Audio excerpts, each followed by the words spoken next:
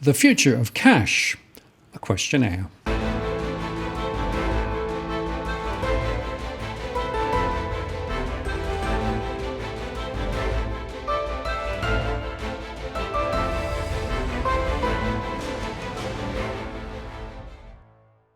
Hello again, it's Martin North from Digital Finance Analytics. Welcome to the latest post covering finance and problem news with a distinctively Australian flavour.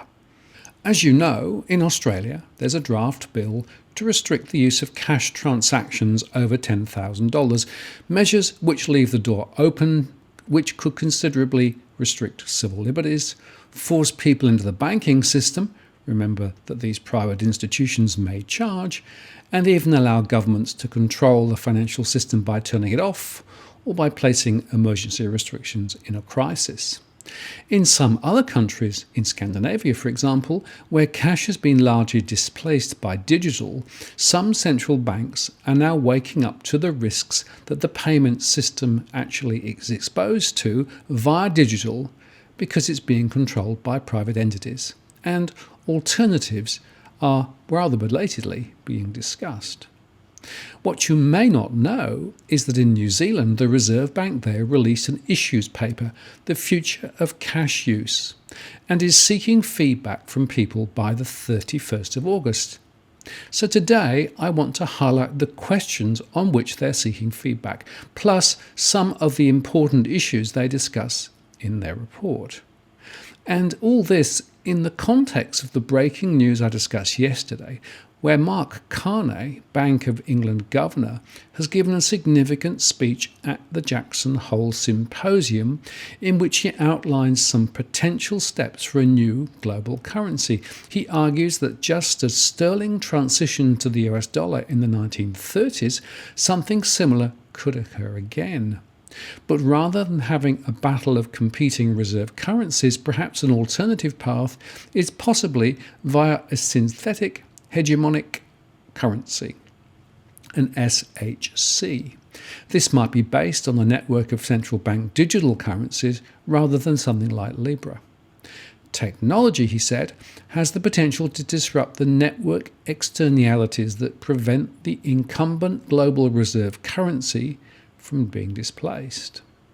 Retail transactions are taking place increasingly online rather than on the high street, and through electronic payments over cash. And the relatively high costs of domestic and cross-border electronic payments are encouraging innovation, with new entrants applying new technologies to offer lower cost, more convenient retail payment services. The most high-profile of these has been Libra, a new payments infrastructure based on an international stablecoin fully backed by reserve assets, in a basket of currencies including the US dollar, the euro, and sterling. And it could be exchanged between users on messenger platforms and with participating retailers. There are a host of fundamental issues that Libra must address, ranging from privacy to anti-money laundering and operational resilience. In addition, depending on its design, it could have substantial implications for both monetary and financial stability. And then he went on to say, the Bank of England and other regulators have been clear that unlike in social media, for which standards and regulations are only now being developed after the technologies have been adopted by billions of users, the terms of engagement for any new systemic private payment system must be enforced well in advance of any launch. And he says, as a consequence, it is an open question whether such a new synthetic hegemonic currency, the SHC, would be best provided by the public sector, perhaps through a network of central bank digital currencies. Even if the initial variants of the idea prove wanting, the concept is intriguing. It is worth considering how an SHC in the IMF's could support better global outcomes. An SHC could dampen the domineering influence of the US dollar on global trade. And if the share of trade invoiced in SHC were to rise, shocks in the US would have less potent spillovers through exchange rates, and trade would become less synchronised across countries, and by the same token, global trade would become more sensitive to changes in conditions in the countries of the other currencies in the basket backing the SHC. Thus, the dollar's influence on global financial conditions could similarly decline if a financial architecture developed around the new SHC and it displaced the dollar's dominance in credit markets. By reducing the influence of the US on the global financial cycle, that would help reduce the volatility of capital flows. The currencies that compose its basket could gradually be seen as reliable reserve assets. This would lessen the downward pressure on equilibrium interest rates and help alleviate the global liquidity trap. Now, folks, this is a big deal when aligned with the reduction in cash, the migration to digital currencies, and globalization. The potential implications are immense. So now let's go back to those New Zealand questions. And they started like this. 1. Do you agree that there is a risk of New Zealand becoming a society with less cash usage? 2. Overall, do you agree that people that are digitally and financially excluded could be severely negatively affected if fewer New Zealand banknotes and coins were available? These include people who are not banked or have limitations to accessing the banking system, such as people without identification and proof of address, people with convictions, people with disabilities, illegal immigrants, and children. People who face barriers to digital inclusion, such as people with disabilities, senior citizens, people with low socioeconomic status, people that live in rural communities with low internet service, migrants, and refugees with English as a second language, convicts, and other sectors. Specifically, if there was less cash used in New Zealand, would financial exclusion increase due to barriers to digital inclusion becoming barriers to financial inclusion? Would financial exclusion increase for people that are not banked or have limited access to the banking system? 3. Overall, do you think that tourists, people in some island nations, and people who use cash for cultural customs could also use other forms of money? 4. Overall, do you think that tourists, people in some island nations, and people who use cash for cultural customs would be negatively affected if fewer New Zealand banknotes and coins were available? Specifically, if there was less cash in New Zealand, would tourists, for example, access to payments be significantly reduced in New Zealand? If so, how would this impact the tourism industry? Would cultural identity in New Zealand be undermined? And could cultural customs evolve to no longer rely on cash? And is the loss of New Zealand banknotes and coins to the Pacific Islands an issue that needs to be considered? 5. Overall, do you agree that members of society could lose the freedom and autonomy that cash provides, the ability to use cash as a backup form of payment, and could be more exposed to national and personal cyber threats? Specifically, if there was less cash use in New Zealand, would personal freedom be reduced? Would New Zealand be more exposed to cyber security risks? Would illegal activities excluding tax evasion be largely unaffected? And 6. Does cash provide an essential emergency backup form of payment for personal emergencies? And 7.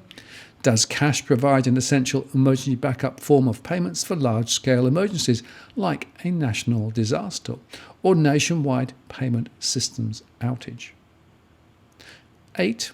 Overall, do you agree that there are limited or balanced effects on budgeting, financial stability, and government revenue? Specifically, if there was less cash in New Zealand, is the effect on budgeting neutral? Would the impact on government revenue be neutral? Would tax evasion be harder for people and businesses? Would financial stability be unaffected despite the fact that depositors cannot run to cash? And would there be a change in how payment system stability risks are managed if cash was not a viable backup payment option? And 9, overall, do you agree that providing cash infrastructure is a cost that New Zealand for which we should all pay? Specifically, should the cash system be subsidised by non-cash users such as government, banks, or retailers, other customers? And in the paper, they also discuss some of the main potential downsides resulting from cash being used less. And it's worth going through these at a high level. Given the trends in cash demand and the cost pressures on the commercial supply of cash in New Zealand, it is possible that cash will become less widely available or used in the medium or long term. The effect of less cash in society would be felt more keenly by certain groups of people who rely on cash and for whom no practical substitute exists. The severity of these impacts would be worsened if the transition to a society with less cash acceptance occurred before mitigation measures could be put in place.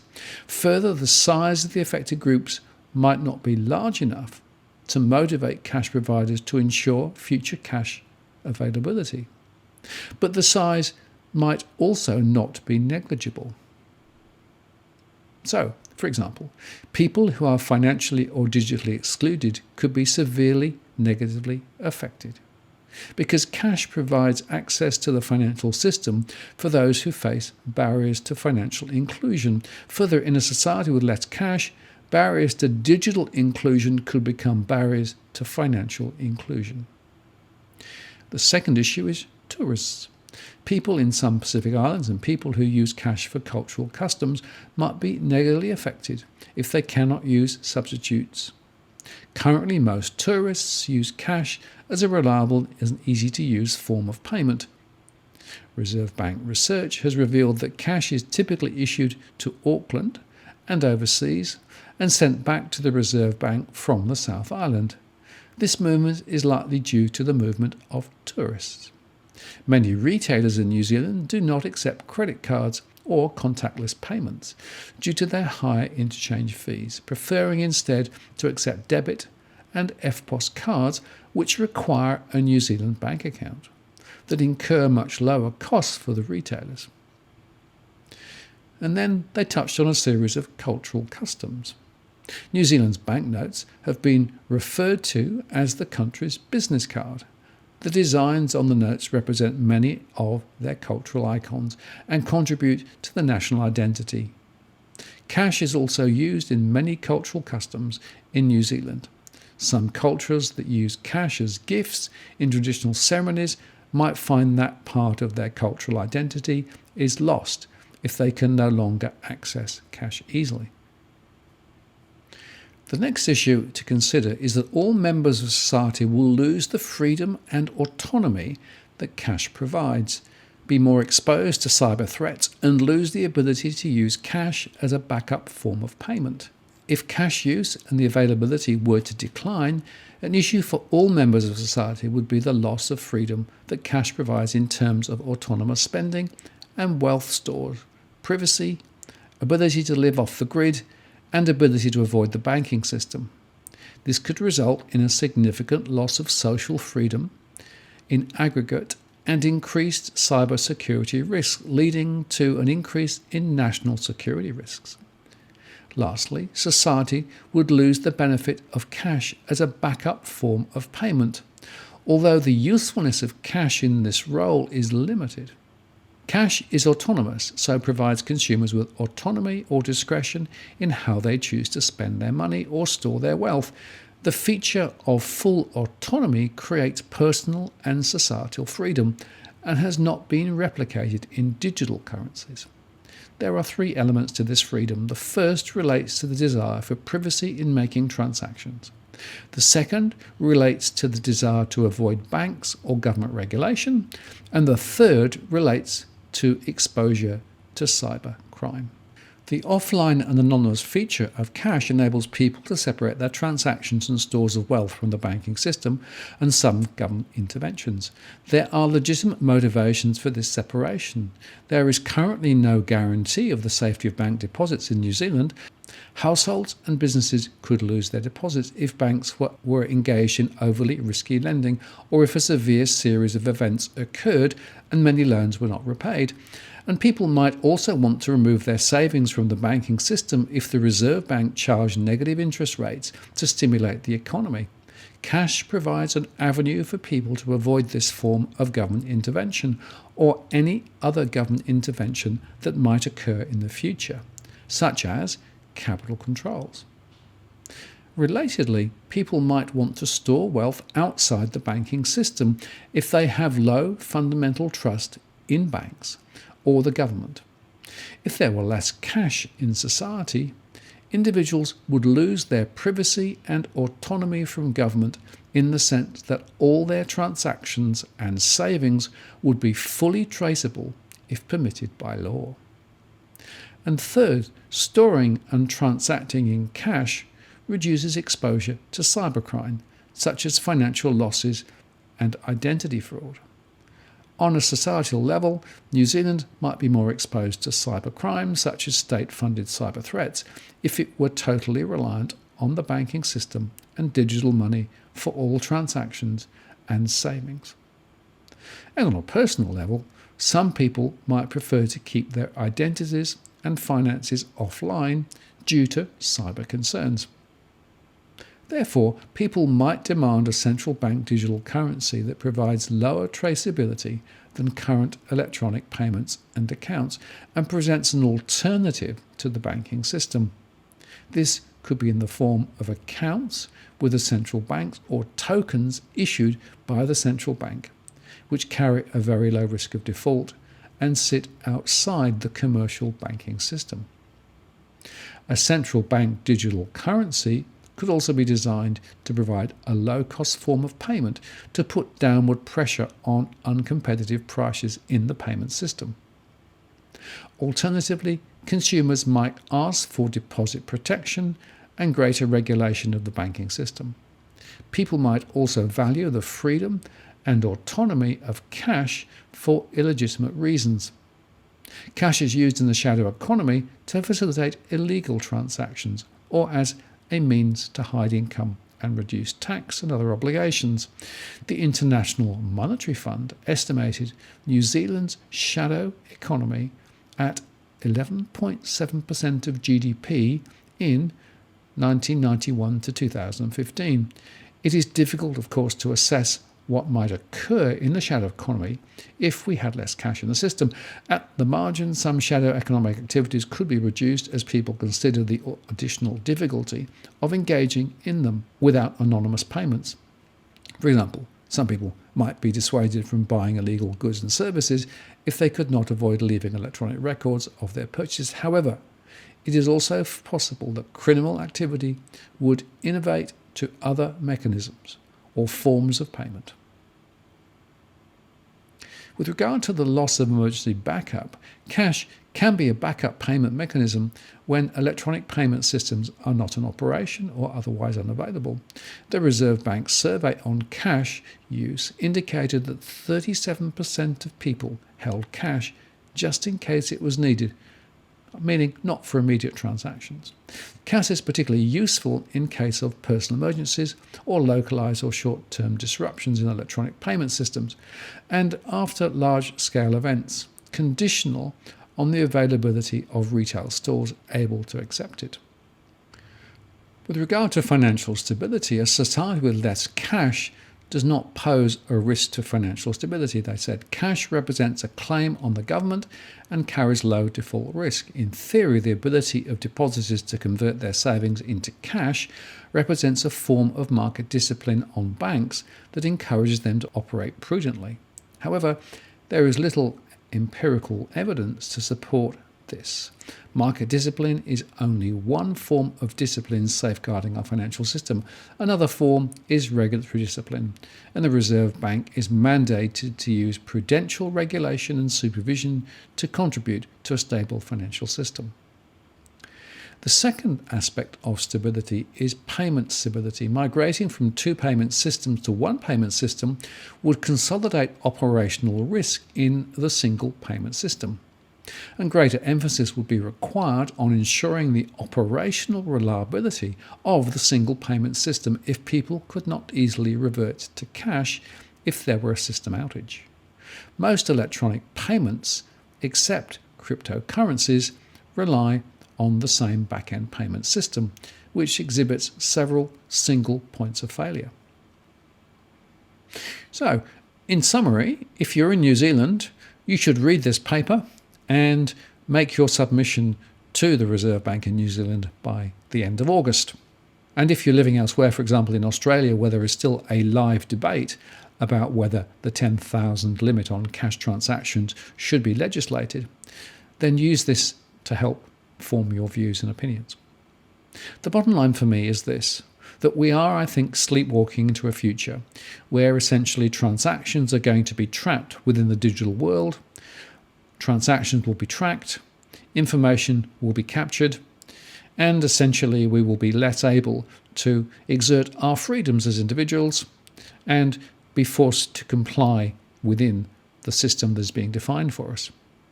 Which takes me right back to Carney's point earlier on.